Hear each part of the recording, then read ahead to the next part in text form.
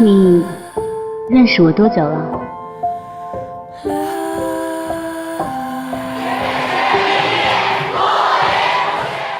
其实优秀的女孩子很多，但是你就是遇到她了，别人是替代不了的。你们看到的、谈论的，他是真的傻，非常倔、较真儿。艺术能力。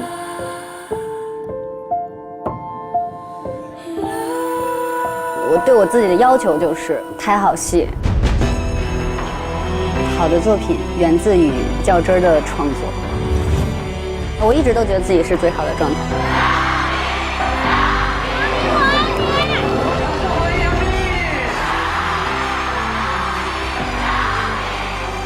少女永远在我心里面留有这么一块地方。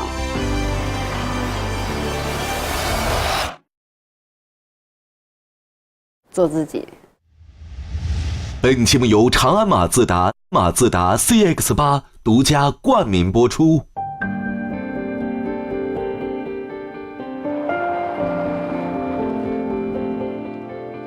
要走过多少路，才能活成自己想要的姿态？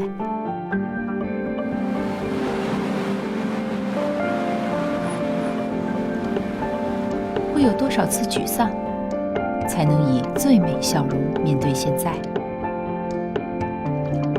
撕下标签，他们是谁？又是什么造就了他们的非凡人生？我带着疑问和好奇，去探知背后的答案。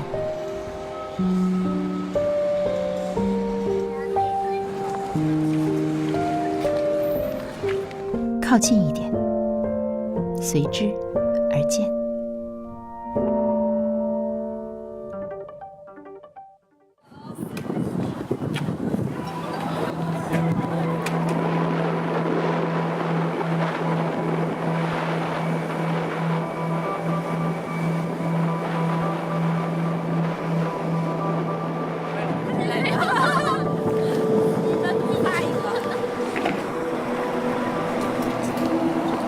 杨幂，一个不需要过多介绍的名字。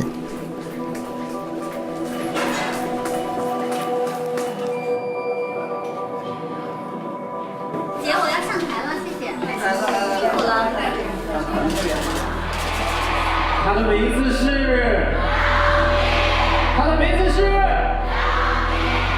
掌声欢迎幂。在这个寒风凛冽的季节里，我在台下感受着粉丝高涨的热情。谢谢各位非常胖的蜜蜂今天来到这里，很胖。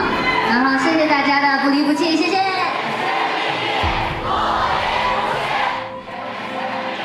谢谢。看着在舞台上聚光灯下的他，我一时恍惚，有点想象不出即将坐在我对面和我聊天的杨幂会是什么样子。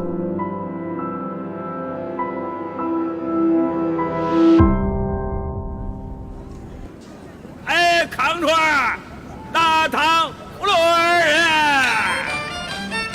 哎，大唐胡芦儿。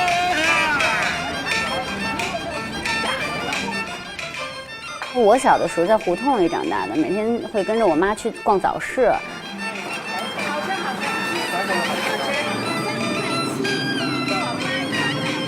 周六周末会跟着我爸去逛花鸟鱼虫市场的。我小时候是这样的，不是不食人间烟火的。所以其实我对于那样的生活并不陌生，但是我确实离开那个生活有一段时间了。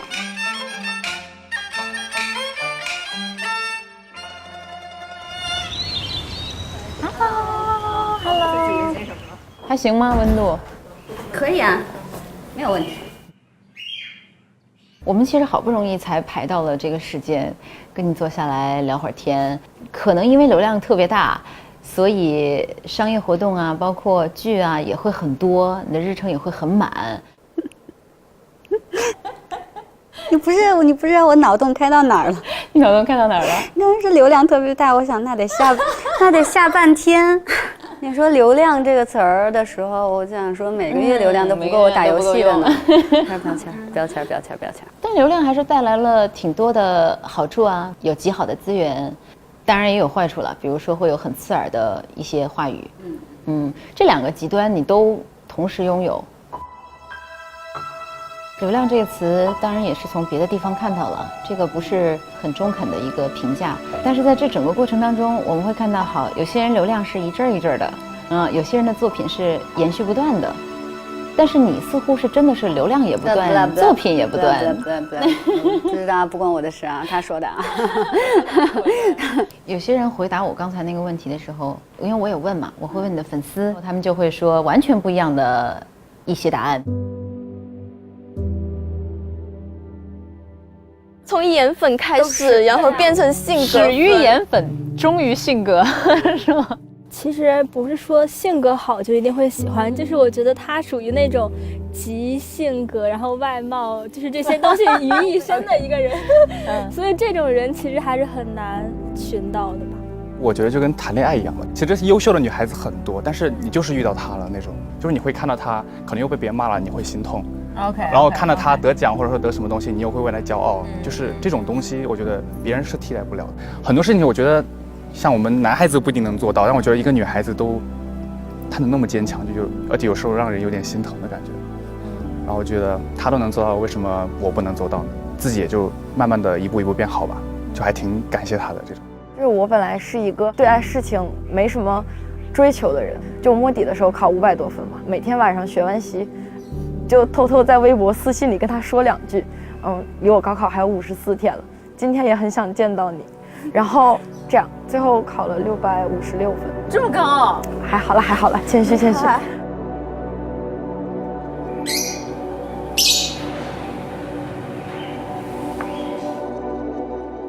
你觉得你给粉丝带来了什么？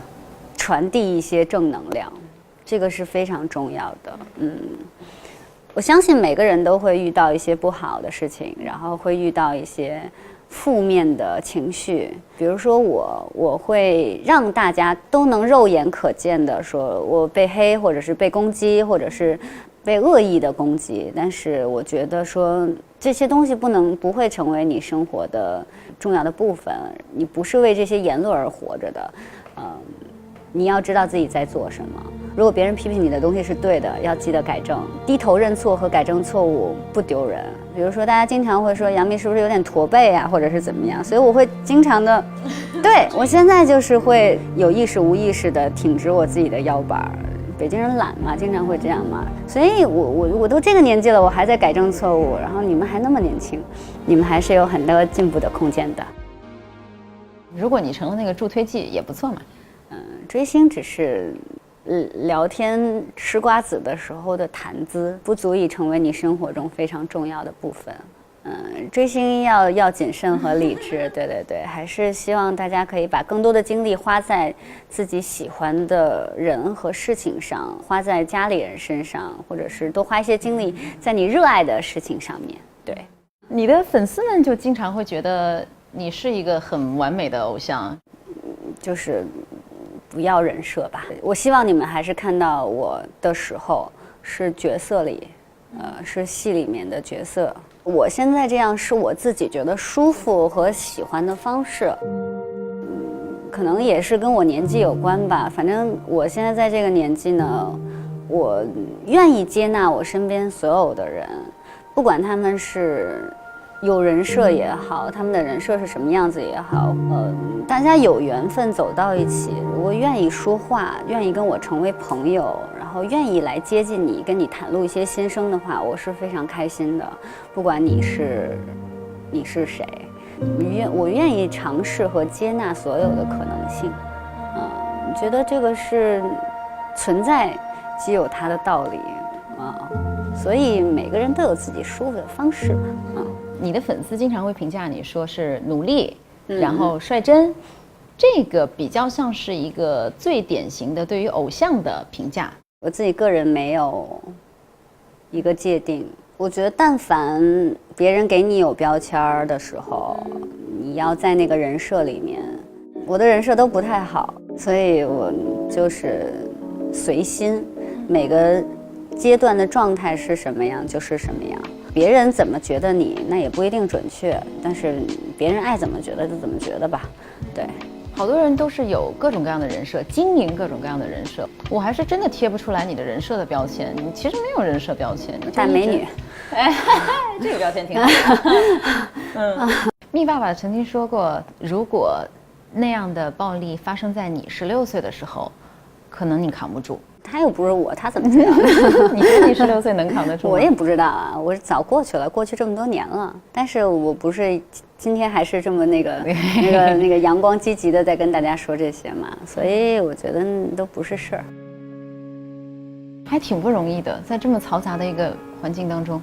挺容易的，其实你想做，谁都可以做得到，只是你们有的时候过分的把一些负面情绪你自己放大，你一直背着那个东西，你不愿意把它放下，那是你的问题啊！你想做，就是谁都可以做得到啊。我心里面不会积攒负能量，没有负能量，我也没有讨厌的人，就是我觉得就是大傻子就过去了，对。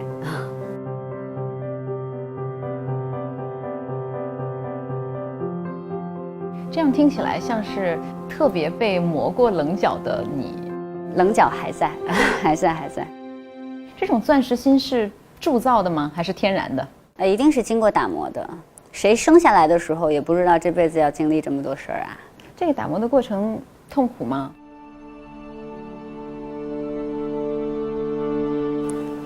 爽哦。对，这是一个闯关的过程嘛。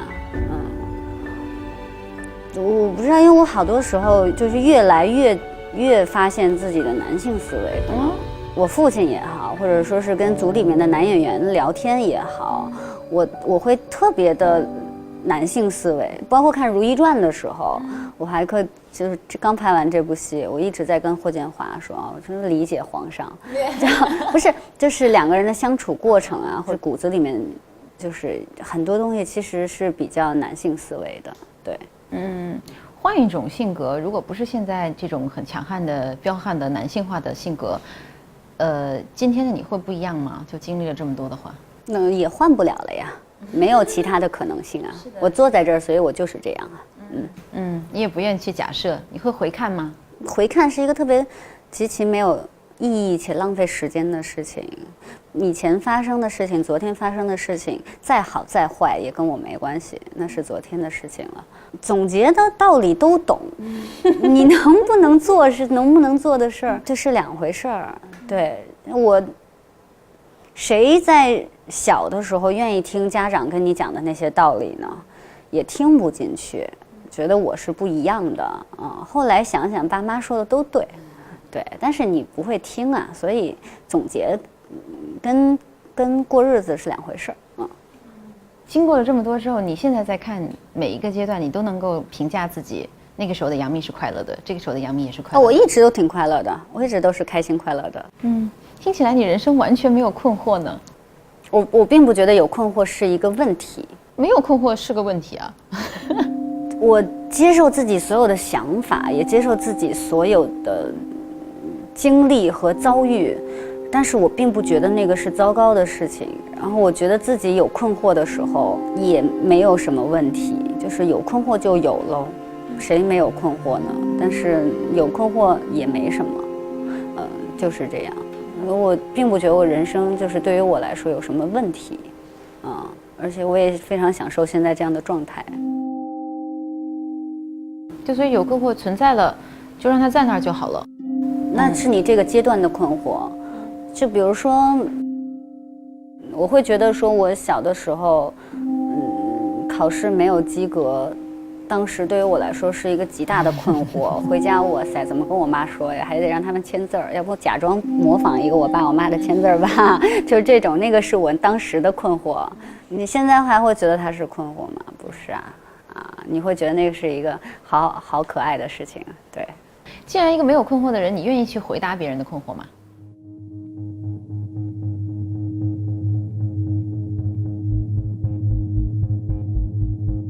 我回答别人的困惑，我感觉我站在一个道德制高点上，我我感觉我站在上帝视角，我在解救别人，也非常的不礼貌。所以如果有朋友愿意跟我来聊天的话，说一些自己的事情的话，我会很感谢别人的信任，我也会觉得如果是我碰到这件事情的话，我会怎么做，但是我不愿意它是一个在解决别人的困扰的事情，我觉得只是大家作为聊天来聊，对，但是你不用完全说我这样做你也得这样做，对，每个人都有每个人的方式嘛，很神奇。我觉得人跟人很不一样，我就发现其实人真的是性格真的是天生的，几乎没有办法去做任何的改变。每个人都是独立的个体啊，你也没有必要去改变别人，干嘛要去改变别人呢？就每个人有缺陷，或者说是有自己的脾气、有情绪，或者是有缺点、有不好的想法，所以他才构成一个独立的个体。你为什么要去改变他呢？你觉得这样不好，但是如果别人不愿意改，或者比如说你也没有办法呀，那是别人的事情啊。每个人都有自己的活法跟想法，那是应该值得被尊重的呀。你也不会去评价别人，也不评价自己。不礼貌，但你内心还是有判断的，对吗？有判断，但不礼貌。我觉得自己评价别人是一个特别的主观的事情，并不客观。并且我也不了解你。我觉得妄自对别人下言论的和评价是一个不礼貌的事情。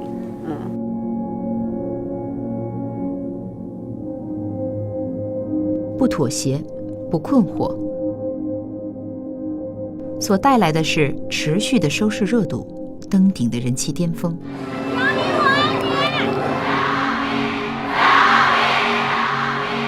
少年成名，浮光掠影，这么多年的演艺经历，已经让杨幂为自己编织了一件防卫的外衣。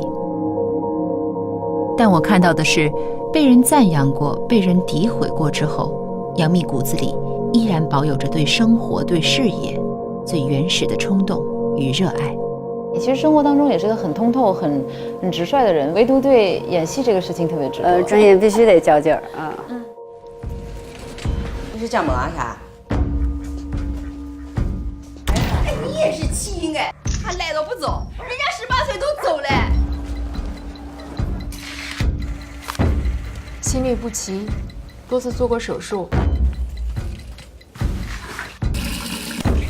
王院长跟我讲，你不能生小孩啊。没的，我是健康的。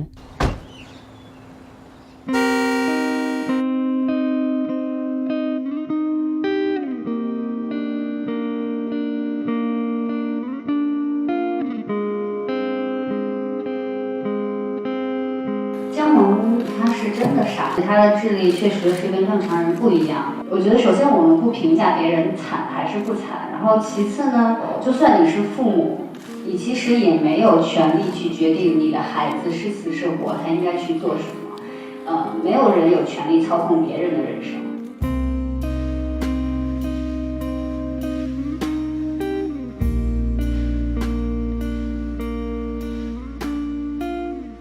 我去看了电影，头几个镜头吧，我看到姜萌出现的时候，我就觉得我天哪，那个走路实在是太神了，就他那个走路的方式。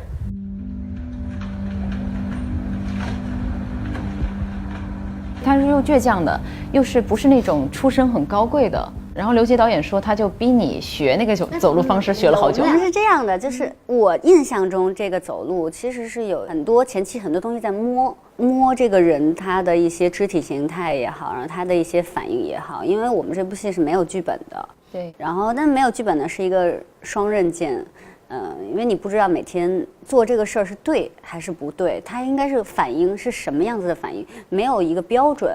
但是好呢，就在于你可以自己去创作和拿捏这个标准。这场戏呢，我应该是跟福利院的王院长是剪掉了吵架的一场戏，然后我从福利院里面走出来，就是一个非常倔、非常生气的一个状态。导演就会觉得说，哦，这个肢体形态很好，很多东西我们是慢慢摸索出来的。有哪一场戏你是印象特别深刻的？你觉得你发挥的最好的？都剪掉了。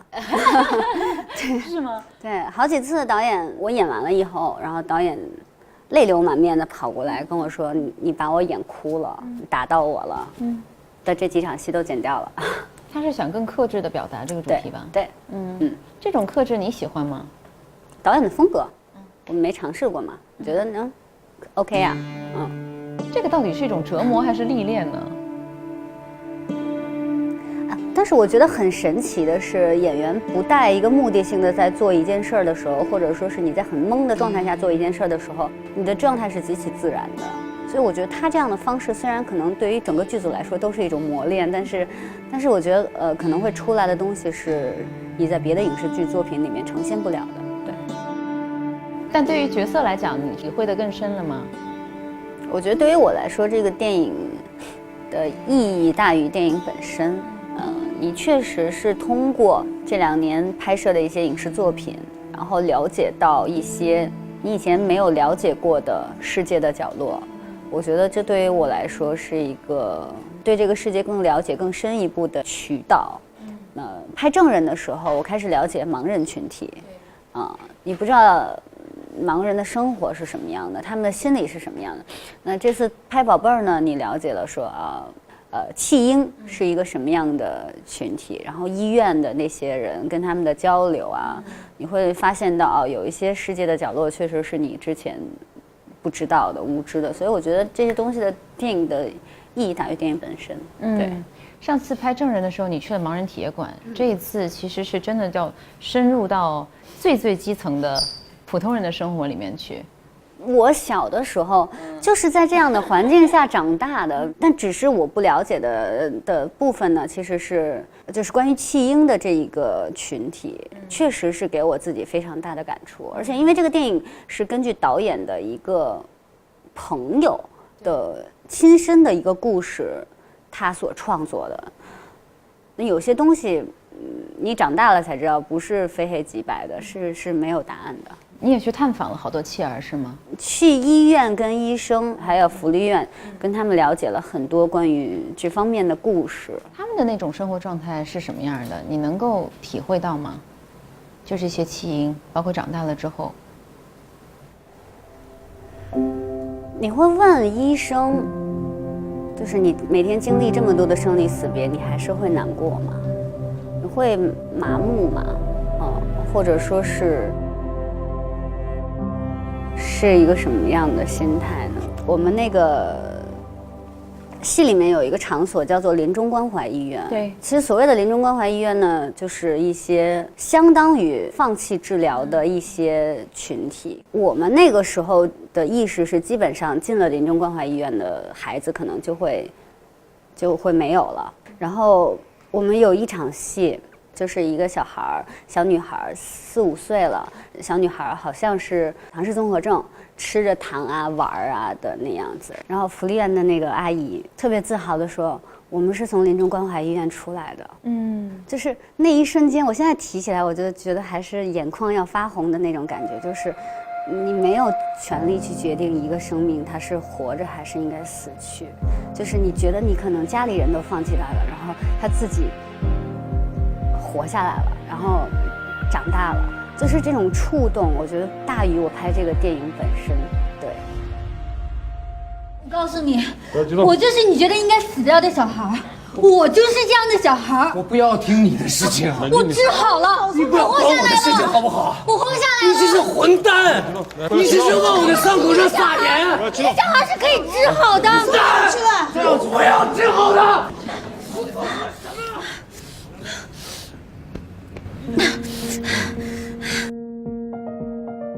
宝贝在 IMDB 上的评价其实很高，评分有7点多分。我其实觉得那个可能会更客观一些。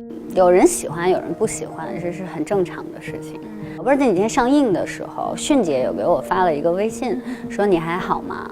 然后我说你觉得哪方面好？什么好还是不好？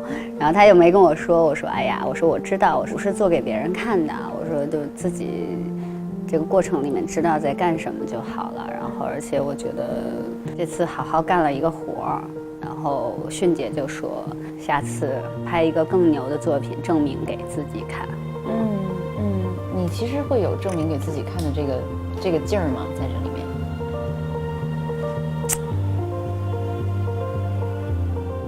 我是一个在机会来的时候，就对于机会这个事儿，我是非常的顺其自然的。我觉得，给我就做好，不给我我也不会去争。但是你给我，我得做好。这个较真是给自己较真呢，还是说要给外界一个态度呢？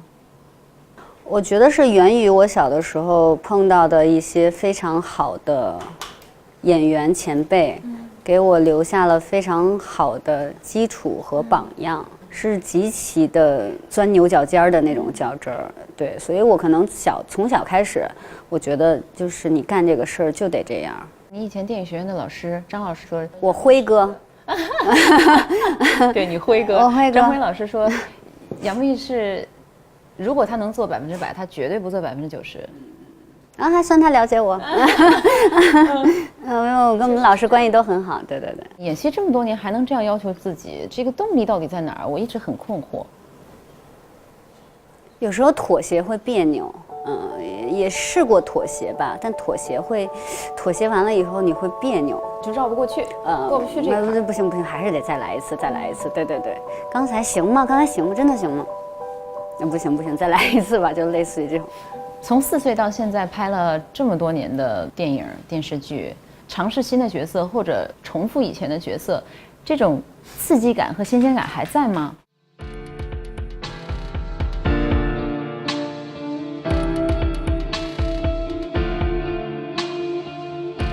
为娘教你的，没福气穿就罢了，这种娇弱的女子，以后更多的是。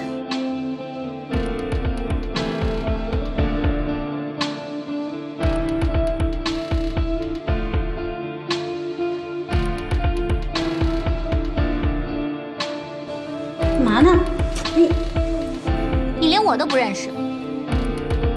让我们在乌茶镇安了家，活下去。所以我在工作上才要更加努力。好多人也会问我说，你排不排斥说相同的角色？我真的不排斥，而且我并不觉得，就我塑造了这么多年，拍了这么多年戏，哪一个角色跟哪一个角色是相同的？就算他们有类似的故事或者说类似的话，但是我觉得他们是我在不同的年龄和心境的时候遇到的角色，那我自己个人的体验也是不同的。你如果让我现在演郭襄，我一定没有我18岁的时候演得好，但是我现在可能对郭襄有更深的理解。所以我觉得说演员有的时候很被动，他在每一个阶段，然后碰到一个角色，你演不了，但是你理解，然后或者说是每个阶段碰到新的角色，那一定都是你这个阶段你的样子，你的感受。你是什么时候爱上演戏、爱上表演的？我觉得是《红楼梦》的时候吧。《红楼梦》之前可能都不知道在干嘛。我跟大家不一样，因为我没有那么多的明星梦，就是立志我以后要做一个什么什么什么没有。然后因为我家长对我的要求也不是这种，有一份安稳的工作就可以了。北京人又懒嘛，就是也没有那么高的心气儿，从小到大就特别顺其自然的做了演员，也没想太多。仍然就是觉得，就包括我考电影学院的时候，都想着我本科考不上，我再报个高职，万一本科考不上，我就上高职呗。就是对自己不是一定要顶在那儿的那种要求。演员，我觉得对我来说那时候就是个职业，就是那找你拍就做呗，做好。但是你喜不喜欢也不懂，其实。然后《红楼梦》的时候，我第一次体会到，我觉得就是演好一场戏的那种感觉特别好。这个爽点到底在哪里啊？打通任督二脉吧，再更具体一点呢？应该是补阙金裘吧的那场戏，就是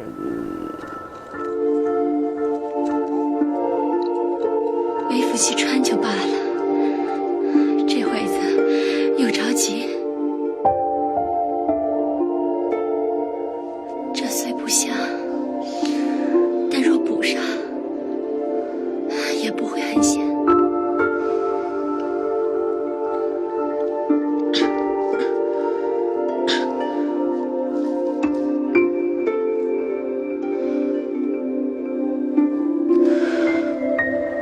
演当时因为也把我撕碎重组的过程也非常的艰难，但是你撕碎重组以后，你就突然觉得自己打通了任督二脉。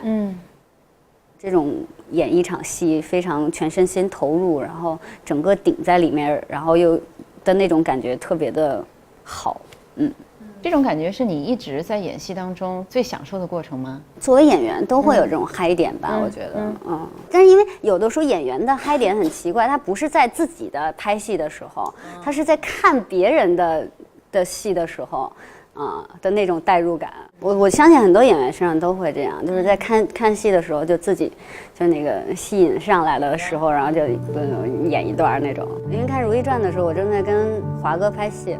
每天在跟他说朕的祥瑞之子。每个年龄会遇到不同的角色，现在这个年龄对于你来说是迄今为止最好的一个状态吗？我一直都觉得自己是最好的状态，就20岁的时候觉得最好的状态，20岁挺好的，10几岁也挺好的，现在30开头也挺好的。年龄从来在我这儿不是一个标准，少女的这个标签，你现在还享受或者喜欢吗？我觉得做演员心里面一定有一块地方是长不大的，就是心里面一定是有一块是留白的，是真空的，这个地方叫做相信。因为我可能在碰到一个角色的时候，我们正常人吃瓜的时候，你看这件事儿，这个人说的这句话，觉得你蠢不蠢？你怎么能说出这样的话呢？但是我觉得好的演员就是能让一件可能别人看起来很蠢的事儿，他做的是有信念感的，他是让你相信的。首先，我觉得作为演员，他是要相信这件事儿，我才能说出这样的话，我才能做出这样的事儿。所以我一直觉得说，少女永远在我心里面留有这么一块地方，是我留给我自己相信用的。以前我们都经常给你贴个标签，说拼命三郎啊。接戏狂人啊，但现在好像这些标签已经不那么明显了。好多人都已经说，哎，杨幂的节奏真的慢下来了，真的去看剧本，去挑角色，去真的认真是在想自己的下一步。开个玩笑，可能是因为老了，没有，不是，特别有意思的小插曲。然后就是前2天我在拍巨匠的时候，我跟霍建华就是我们俩就2个老人家就坐在这儿这样聊天的时候。我弟弟的演员杀青了，跑过来跟我说：“蜜姐，华哥，我就先走了，我下个戏马上又开机了，就在那个盛祥。”我说：“啊，你拍完一个戏，另外一个戏马上就要进组了。”对，那边已经开机了，怎么着？我说：“哎呀，华哥，我说我们以前也是这样啊，就是好像是上一个戏杀青的时候，上一个戏杀青的日子，第2天就是第2个戏开机的日子，以前是这种。”我们俩还感叹了一下。我个人会觉得说，好好的在剧组。然后认真的在这个角色里，然后好好的完成一部戏的创作，是一个其实很充实的事情，然后也是现在比较享受的一个节奏。对，慢下来主要就是在酝酿角色。其实这2年在电影方面，其实都是想尝试一些不一样的东西。对，比如说证人、逆史营救、绣春刀、宝贝儿。其实包括这次的刺杀，我觉得对于我来说都是非常不一样的东西。陆阳他前几天在朋友圈发的说，他有一个感想嘛，在找演员的时候，他本来认为是一个最难的过程，结果发现出奇的顺利。本来以为你档期很满，很难腾出时间，结果你很快的就答应了。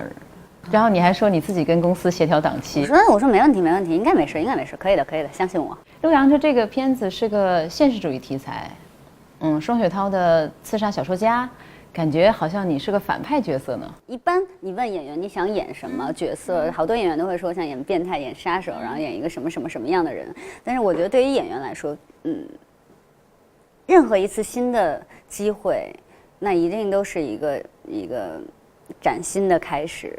有想要创作的冲动是一个很重要的事情，很重要的因素。对，但主要是因为我非常喜欢陆阳导演，他工作起来真的太认真了，而且他又是一个很热血的人。我是非常喜欢他电影里那种兄弟情的那种东西的。然后我会觉得看这个剧本的时候，听他讲故事的时候，我会很激动。有一些女演员，后面会尝试，比如演而优则导啊，你会有这样计划吗？暂时没有。还是想专注的做好演员？对，演员还没做好呢。还会再做一些其他什么事情吗？我有很多事情可以做啊，就是跟陪家里人啊，然后包括看看电影啊，然后我还真不是一个喜欢出去旅游的人，因为飞来飞去倒时差是一个很累的事情。我觉得我更选择宅在家里，或者是跟3、5的好朋友聚一聚，吃饭，喝一喝，聊一聊。我觉得这是我喜欢做的事情。对，这种状态在以前是不是很少？对于以前来说是很奢侈的想法。是因为觉得要慢下来了，去把它慢下来，还是就是顺其自然？年龄到了，大家都会说你是不是刻意的说你放慢脚步？其实我觉得就是一个顺其自然的过程。每个人到了每个阶段，一定会有不一样的想法和结构。我觉得对于我来说，现阶段是这样的，就是想认认真真的，啪就在这儿，然后把这个事儿弄完做好，这样，做一个好演员。我们现在聊聊你的一些不一样的一些作品吧，比如说有一个最美表演当中你演的囚禁，这是2个角色。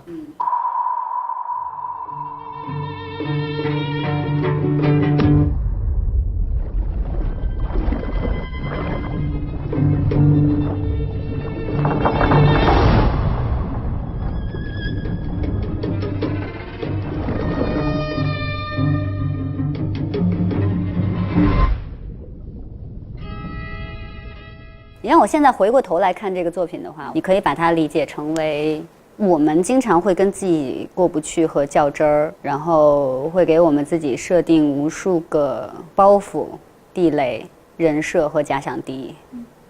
钥匙在你自己手里，能帮你的只有你自己。对，这是你的人生哲学吧？应该是我某一个阶段看书的时候思考过的问题。生活当中你也有另外一个你吗？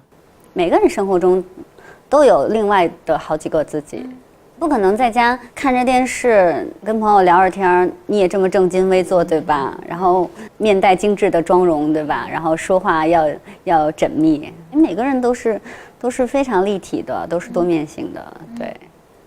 当然，但每一个你自己都喜欢吗？我就算觉得某一个时候我是一个很讨厌的人，或者我的某一面出来的时候是一个非常讨厌的那一面，但是我也愿意拥抱我自己。我说：“哎呦，你这个样子真讨厌，好难得才有你这么讨厌的样子啊！”我讨厌也挺可爱的，但是讨厌的我也是我，所以我会拥抱自己每一个样子。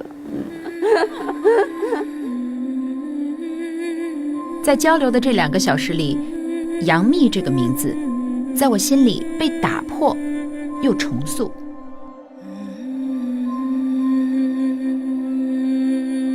我看到了她的可爱和率真，也感受到了她的软肋与盔甲。做自己永远是最难的事情。作为现如今中国最当红的一个超级明星，如何在这个多变的世界里保持独立，保护最纯粹的自己？我们似乎找到了一点答案。看起来刀枪不入的杨幂，她有她的相信。我要走了，再见，拜。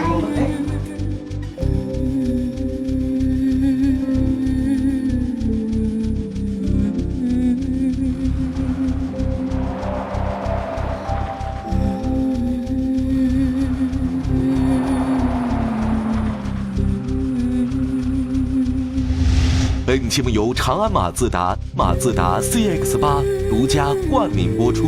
我觉得我的天赋就是大家能看到，就是我做的工作。策展人不敢说我做的有多好，我一直有在努力做这个事情。讲讲我的对策展的偏见啊！你说，它是一个 title， 然后它是一个感觉是一个混上流社会的一个门票，你觉得呢？我还是想把艺术带给我的礼物，尽可能的能够去分享。原来我对网络的理解，我就觉得是我们的一个乌托邦，但后来我发现还有很多不怀好意的人。就很多人对我的定义是算计，然后费尽心思，很会依附于男人啊。我才觉得你要哭了。对，我就不能说。